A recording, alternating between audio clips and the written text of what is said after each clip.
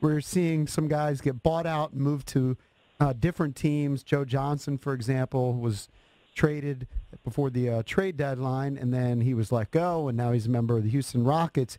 Here in Washington, can you see the Wizards getting the mix for anybody? Because it already seems like I thought they might be in the market for a Bellinelli or something like that, like a backup two-guard, but those guys seem to be gone already. You're right. I mean, and that was the goal of the the trade deadline was moved up 2 weeks from previous years. Usually it was like that last Thursday in February. Now it was the 8th, and the buyout date is March 1. So you have a bigger window for guys to try to find a home. I would say the majority of the good players in the buyout, that buyout criteria, have already found that, with Joe and Brandon Wright going to Houston.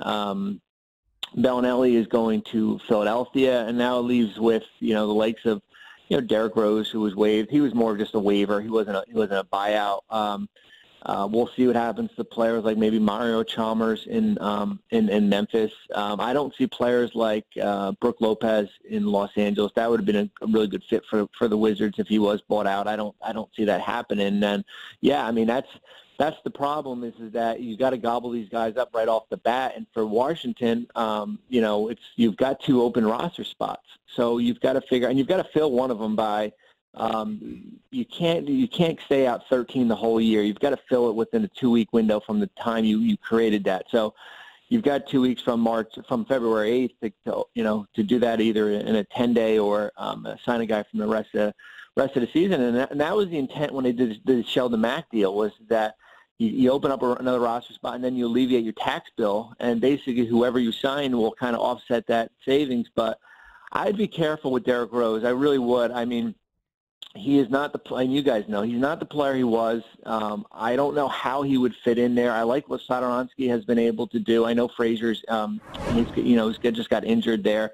But he is not a point guard. I mean, he is a scoring guard who kind of needs to play off the ball, who can really has a hard time creating, and his jump shot is just not there. So I think if you're Ernie Grunfeld and Tommy Shepard, they're 2 front office guys, I think I would do a hard look before I go down the Derrick Rose path.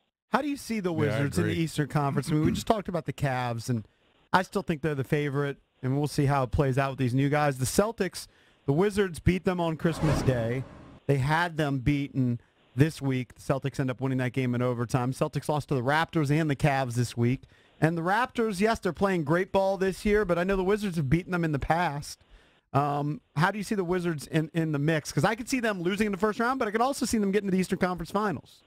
You're right. I mean, you look at the East, and it's amazing because I think it's hard to predict because we don't know what teams are going to, as from a health standpoint, are going to be there when we get to into mid-April. I mean, one of these teams could have an injury. We don't know, when John gets back, as far as, integrating him back in there, which I don't think will be an issue at all. But you're right. I mean, I know the knock is usually always the bench, but as you guys know, we get shorter here as far as the playoffs. And I think it may be even a benefit that John is out, because now you got guys that, the Jody Meeks, the Satoranskis, of the world, who are kind of forced into action. But I put Washington up there with, in the mix.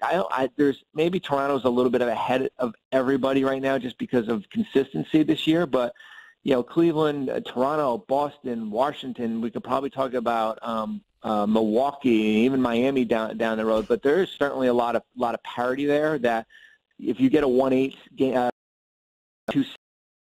it's not like the Western Conference. Kind of Golden State and Houston head and shoulders above everyone else. So, Bobby, Boston started out 22-4. All right. Since then, they're 18-14. Now, no one expected them to continue that 22-4 pace. I mean, that's just outrageous. But they were hot early. But they have struggled a bit here in the last month and a half. They had a 5 out of 6 stretch where they lost 5 out of 6, and Kyrie's been in and out. But they are still playing great defense. They don't even allow 100 a game. But our team's starting to figure them out a little bit. What do you see with the Celtics right now?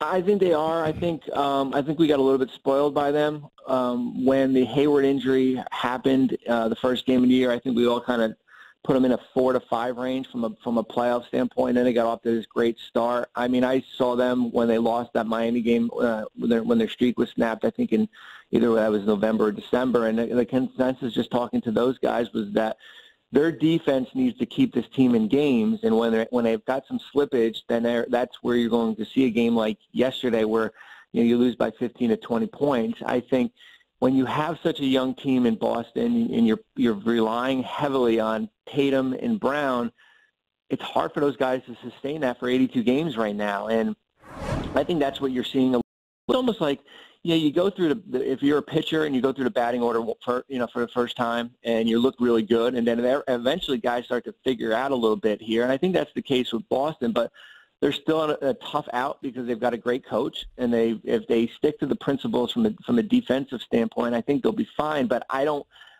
see them as the overwhelming favorite in the Eastern Conference, just because of how young they are. And when we get into the playoffs, Jason Tatum in the regular season might be a little bit different than Jason Tatum in the postseason.